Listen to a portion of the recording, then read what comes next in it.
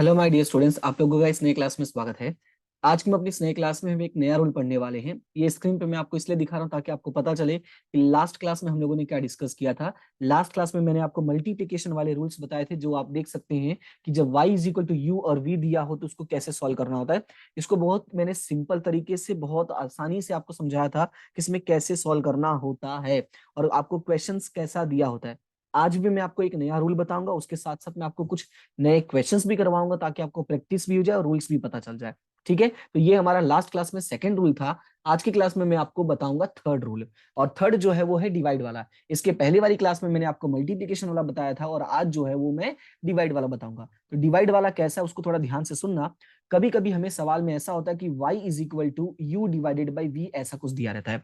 अब बोलोगे कि sir u divided by v तो हमें कहीं क्वेश्चन में नहीं दिखा, हमने 5 से 6 क्वेश्चन देख लिया। तो बात सही है, हमें नहीं दिया रहता यू और वी। हमें क्या दिया रहता है, दो पद दिया रहता है। एक ऊपर पहला पद होता है और एक पद नीचे होता है। मुझे इसको मैं पहले अच्छे से लिखता हूं। पहला पद और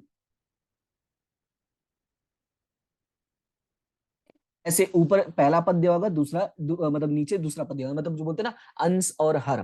तो हम क्या करेंगे, जो पहला पद होता है, ध्यान से सुनना, जो पहला पद होता है जैसे मैंने लास्ट क्लास में बताया था वही सेम फॉलो करो।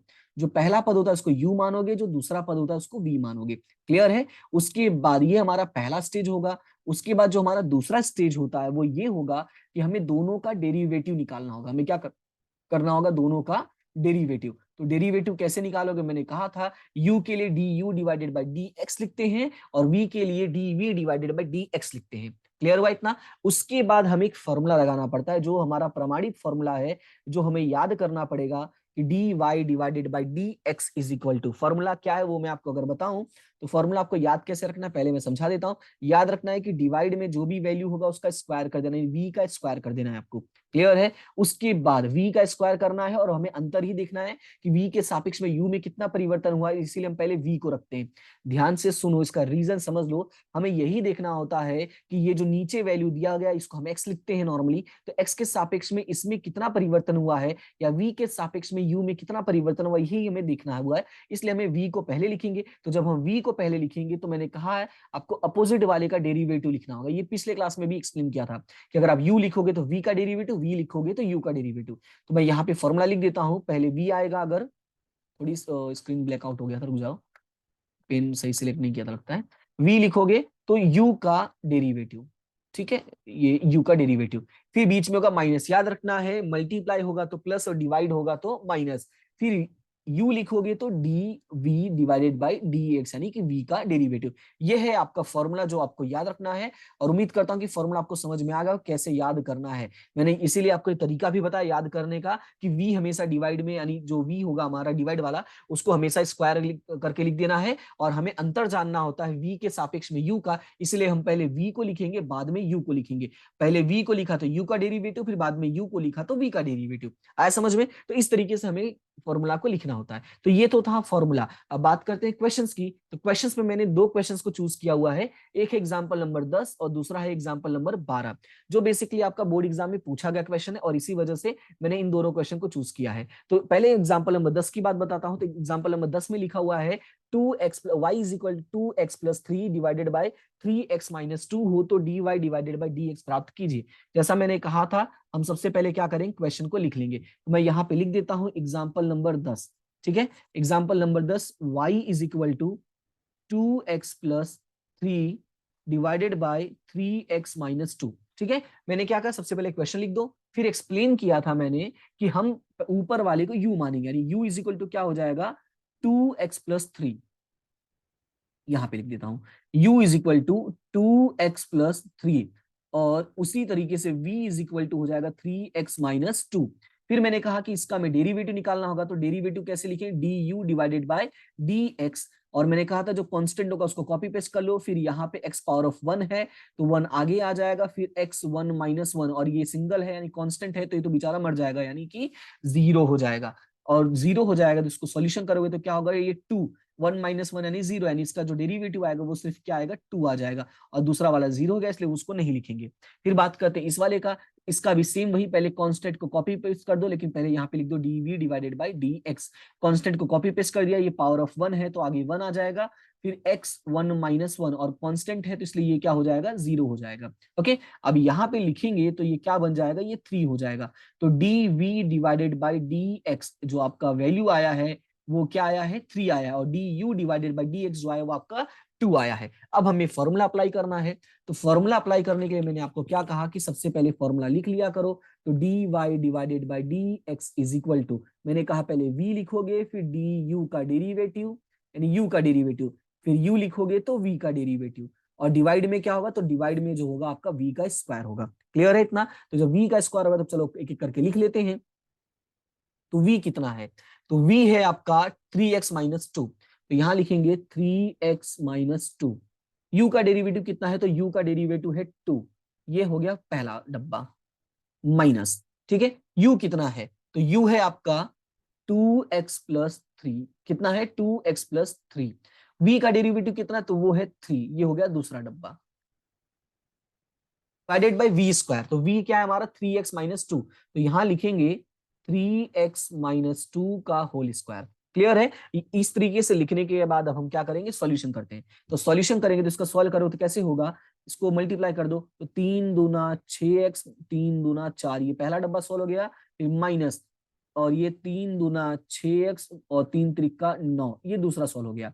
अब डिवाइडेड बाय लिखेंगे 3x - 2 का होल स्क्वायर। अब थोड़ा ध्यान से सुनना, अब ये माइनस है, ब्रैकेट ओपन होगा तो क्या होगा, साइन चेंज हो जाएगा। तो जब माइनस है, ब्रैकेट ओपन होगा तो साइन चेंज हो जाएगा, तो ये हो जाएगा 6x - 4 - 6x - 9 divided by 3x - 2 का होल स्क्वायर। तो प्लस 6x - 6x कैंसल हो जाएगा, और यहाँ पे -9 और -4 है, तो ये हो जाएगा -13 डिवाइडेड बाय 3x - 2 का होल स्क्वायर। अब ये हो गया हमारा dy डिवाइडेड बाई dx। अब अगर मैं 3x - 2 का होल स्क्वायर को अगर मैं सॉल्व भी कर देता हूं तो भी कोई फर्क नहीं पड़ने वाला, इसीलिए हम इसको ऐसे ही लिख के छोड़ देते हैं, क्योंकि कुछ कटेगा पिटेगा तो नहीं, जब कटेगा पिटेगा तब हम भले सॉल्व कर लेंगे। समझ में आया? तो इस तरीके से हमें क्वेश्चन को सॉल्व करना होता है जब हमें u डिवाइडेड बाई v का दिया होता है।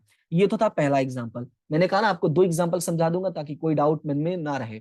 अब दूसरा एग्जाम्पल बात करते हैं, एग्जाम्पल नंबर 12, जो बेसिकली आपका लास्ट वाले एग्जाम में पूछा गया था, और लास्ट वाले में पूछा गया था, तो इस चीज को थोड़ा ध्यान रखोगे और बढ़िया से इसको देखोगे।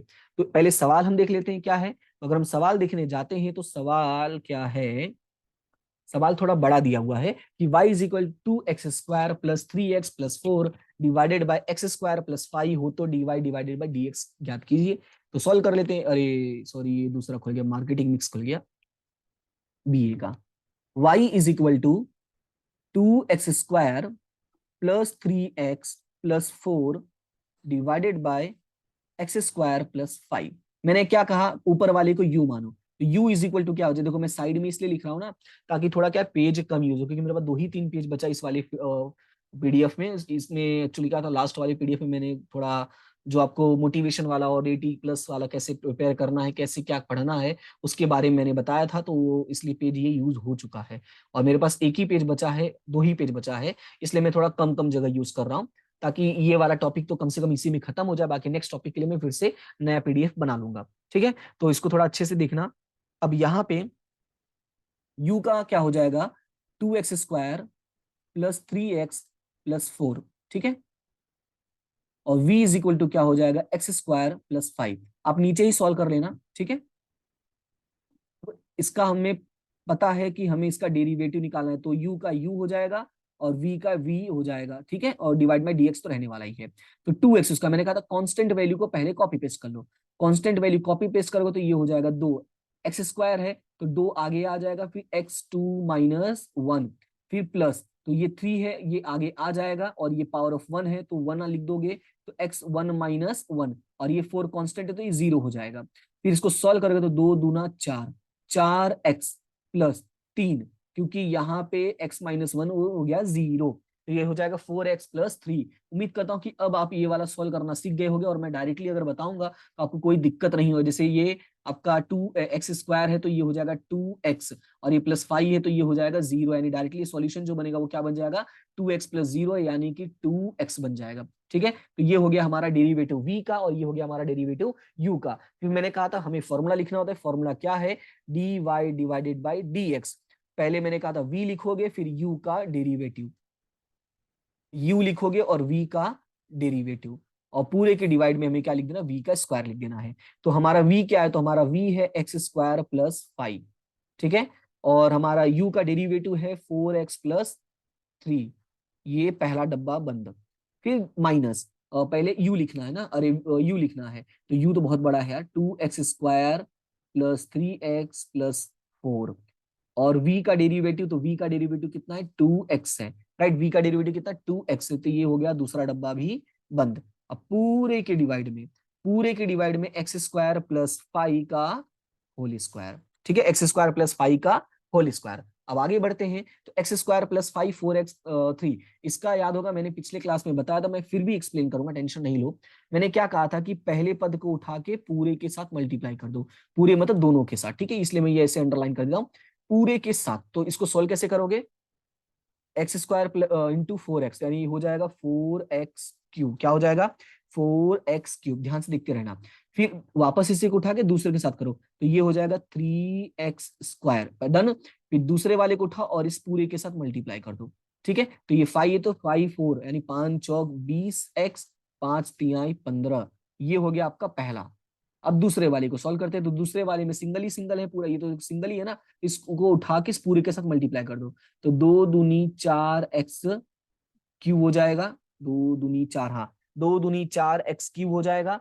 उसके बाद 3x² हो जाएगा, और 4 दूनी 8x हो जाएगा। ठीक है, ये हो गया आपका सॉल्यूशन। क्या हो गया, 4x³ + 6x² + 8x, और डिवाइडेड बाय ये पूरा x² + 5 का होल स्क्वायर। अब इसको सॉल्व करोगे, ब्रैकेट ओपन करोगे तो क्या हो जाएगा, 4x³ + 3x² + 20x + 15 minus 4x³ - 6x² - 8x। तो 4x³ कैंसिल हो गया है। अच्छा, डिवाइड बाय लिख देता हूं मैं, x² + 5 का होल स्क्वायर। अब ये 3x² है और ये 6x² है, तो 3 में से 6 गया तो और कुछ तो है नहीं, 3 दूना 6, तो 3 में से 6 गया तो कितना आएगा, 3 आएगा, तो 3x²। फिर ये x वाला साथ में लोगे तो 20x है, और ये -8x है, तो ये बचेगा +12x, और ये 15 है, 15 के लिए कुछ बचा ही नहीं, तो +15 डिवाइडेड बाय x² + 5 का होल स्क्वायर।